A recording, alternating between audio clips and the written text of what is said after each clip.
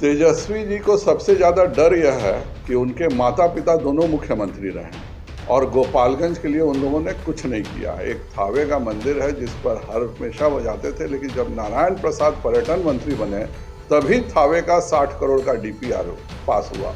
उनको यह डर है कि उनके माता पिता के रहते गोपालगंज की एक भी जनता शांति से सांस नहीं ले पाती थी। उनको तेजस्वी जी तो स्वयं बाहरी हैं। जब तक वो उप मुख्यमंत्री नहीं बने थे तब तक तो वो दिल्ली के फार्म हाउस में रहते थे। ट्वीट करने के लिए और पिकनिक मनाने के लिए वह बिहार आते थे। पूरे कोरोना काल में एक भी बिहार की जनता बोल दे कि 2 साल में किसी गरीब को तेजस्वी जी ने मदद की हो।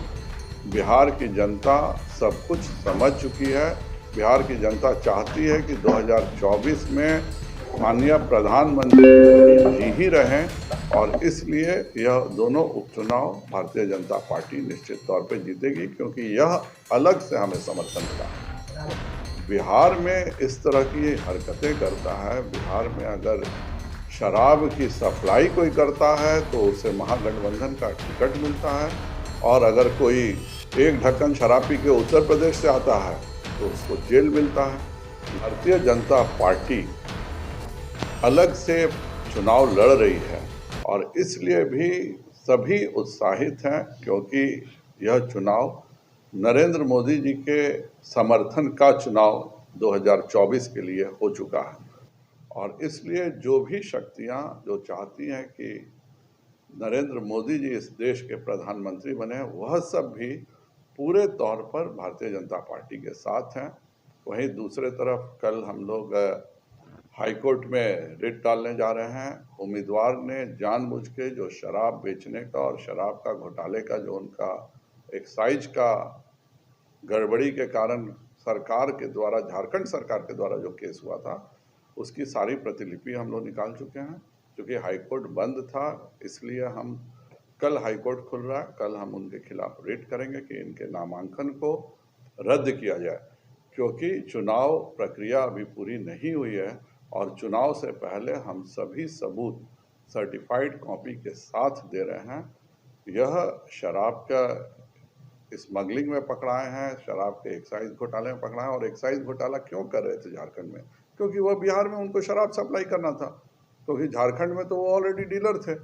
इसलिए जो बिहार में इस तरह की हरकतें करता है, बिहार में अगर शराब की सप्लाई कोई करता है तो उसे महागठबंधन का टिकट मिलता है, और अगर कोई एक ढक्कन शराब पी के उत्तर प्रदेश से आता है तो उसको जेल मिलता है। इसी तरह से सरकार चल रही है। गोपालगंज में बहुत सारे परिवार इससे प्रताड़ित भी हो चुके हैं, लेकिन व्यवसायी को पुरस्कृत किया जा रहा है। यह इतिहास की पहली घटना होगी। मेरा स्पष्ट मानना है गोपालगंज और मोकामा दोनों हम जीत रहे हैं। पर अफसोस यह है कि हमने और सभी दलों ने शराबबंदी का बिहार में समर्थन किया था, और उस हालात में एक व्यक्ति जिस पर एक्साइज घोटाले का केस हो, जो चोरी छुपे शराब झारखंड से, और जाहिर बात है वह झारखंड का तो रजिस्टर्ड व्यवसायी था, चोरी छुपे तो बिहार ही ला रहा होगा, वैसे व्यक्ति को टिकट देके एक बहुत ही गलत परंपरा रखा गया है। और इस तरह के कार्यों के लिए नीतीश कुमार जी को सीधे आके जवाब देना चाहिए क्यों उन्होंने इस तरह के चरित्र के व्यक्ति को टिकट महागठबंधन से दिलवाया।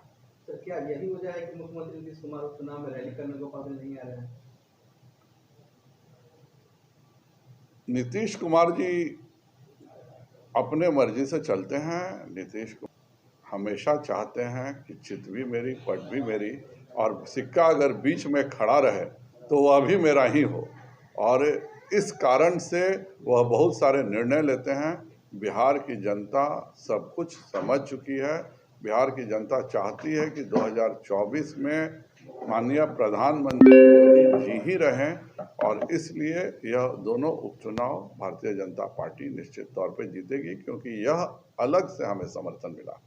तेजस्वी यादव कह रहे हैं सर कि बीजेपी की हालत पतली हो गई है, इसलिए बाहरी लोगों को चुनाव में उतारा जा रहा है प्रचार के लिए। तेजस्वी जी तो स्वयं बाहरी हैं। जब तक वो उप मुख्यमंत्री नहीं बने थे तब तक तो वो दिल्ली के फार्म हाउस में रहते थे। ट्वीट करने के लिए और पिकनिक मनाने के लिए वह बिहार आते थे। पूरे कोरोना काल में एक भी बिहार की जनता बोल दे कि 2 साल में किसी गरीब को तेजस्वी जी ने मदद की हो, 1 घंटे के लिए भी तेजस्वी जी 2 साल के कोरोना काल में जब पूरे बिहार की जनता कराह रही थी उस समय आए हों। तो देखिए, युवराज लोगों का काम होता है कि जब वह राजा रहेंगे तभी राज्य में आएंगे, अगर वह राजा नहीं रहेंगे तो वह अपने राज्य में नहीं आते हैं। आजकल राजा बने हुए हैं, इसलिए वह दिख रहे हैं। तो बार बार कह रहे हैं कि भाजपा की बी टीम यहाँ चुनाव लड़ रही है, वो बी टीम कौन है भाजपा की? जाहिर बात है कि उनके हिसाब से कौन कौन बी टीम है वह जाने, उनका परिवार है या जिनको उन्होंने अपने पार्टी में मर्ज कर लिया। यह तो दुनिया में पहली बार मैं सुन रहा हूँ कि किसी का परिवार बी टीम होता है। उसी पार्टी ने जिस दल से विधायकों को लिया था, तो भाजपा की बी टीम के विधायकों को वह लिए थे, तो वह तो भाजपा की डी टीम हो गए। वह एक ऐसी टीम है जिसको हम बिहार की जनता 1 घंटे भी झेलने को तैयार नहीं है। सर, राजद के नेता कह रहे हैं कि जो कंपनी पे आप आरोप लगा रहे हैं, जो सबूत है, वो कंपनी छोड़ चुके हैं रिलायंस, और जो अफवाह फैला रही है भाजपा, उनके पास विकास का कोई मुद्दा ही नहीं है, इसीलिए प्रत्याशियों पे कमी निकाले, अफवाह फैलाकर जनता को भ्रमित। 21 फरवरी 2022 का करंट डायरेक्टरशिप उन्हीं के पास है। वह भी कागज हम लोगों ने निकलवा लिया है। जो आरओसी में हो सकता था कि ये बहाना करते कि हम वह मोहन प्रसाद नहीं हैं, इसीलिए हम लोगों ने रजिस्ट्रार ऑफ कंपनीज के यहाँ से निकाल लिया है, और रजिस्ट्रार ऑफ कंपनीज ने उनके पिता का नाम, पता सभी हम लोगों ने कर रख दिया है, और आरओसी का कागज कभी झूठ नहीं बोलता। सर, क्या लगता है कि तेजस्वी यादव को यहाँ बीजेपी से डर है, इसलिए दूसरी बार आना पड़ रहा है?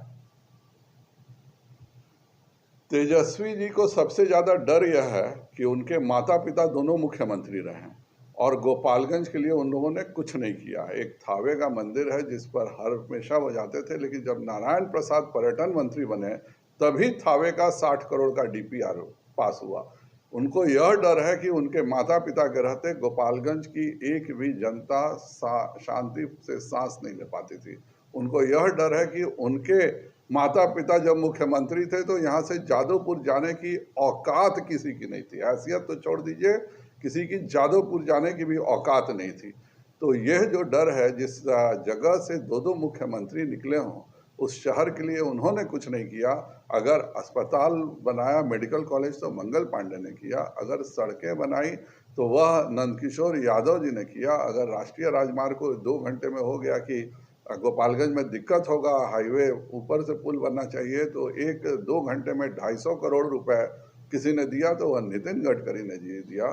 आज तक यहाँ पर उनके दल के द्वारा किया हुआ एक उपलब्धि गोपालगंज की जनता बता दे। अगर आज तक 15 साल के मुख्यमंत्रित्व काल में जब कोई उपलब्धि नहीं हुआ है, तो अभी भी वह कुछ नहीं करेंगे। यह गोपालगंज की जनता बखूबी से समझती है।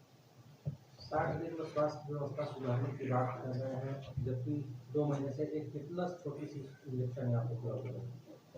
जितना बुरा हाल डेंगू का बिहार में है, हिंदुस्तान में कहीं नहीं है। डेंगू बीमारी पहले दिल्ली और उत्तर प्रदेश की मानी जाती थी। इनके राज्य में मलेरिया फाइलेरिया ऑफिस का सारा डीडीटी घोटाला हो गया, ब्लीचिंग पाउडर हो गया। बरसात के समय में जब बारिश आई तो इन्होंने ना ब्लीचिंग पाउडर की चिंता की, ना डीडीटी की चिंता की, और उसका नतीजा यह हुआ कि पूरा बिहार डेंगू से कराह रहा है। यही इनका मैनेजमेंट है। फोटो खिंचाने में जरूर मुख्यमंत्री जी से कंपटीशन कर रहे हैं कि कहीं कहीं जाके फोटो जरूर खिंचवा लेते हैं। एक बड़ी घटना हुई है, पुल टूट गया है, इसमें करीब लगभग 300 ये बहुत दुखद घटना है। नगर निगम का वह पुल था, नगर पालिका का जो भी पुल था, और जाहिर बात है उस पर सरकार ने जांच रखा है। उस नगर निगम में जो दोषी होंगे सभी पे कार्रवाई होगी।